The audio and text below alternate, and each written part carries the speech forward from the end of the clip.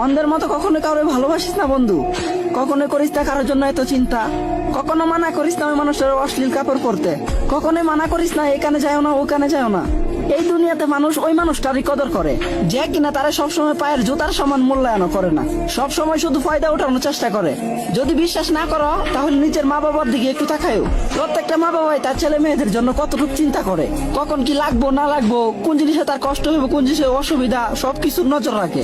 তারপরে কিন্তু ছেলে মেয়েগুলা ঠিক মতো মা বাবার কলগুলোই রিসিভ করে না। ওইগুলো নিয়ে যদি মা বাবা কোনো শাসন করতে যায় তখন ঠিক মতো খাওয়া দাওয়া করে না, আবার কথায় কথায় বলে আমি বাড়ি থেকেই চলে যাবো। আবার ওই ছেলে মেয়েগুলো যখন কোনো অপরিচিত কাউরে ভালোবাসে কিংবা মন দেয় তখন তারা প্রমাণ দেওয়ার জন্য নিজের জানটা পর্যন্ত দিয়ে দিতে চায়। আর এমনটাই কেন হয় বলতে পারবা?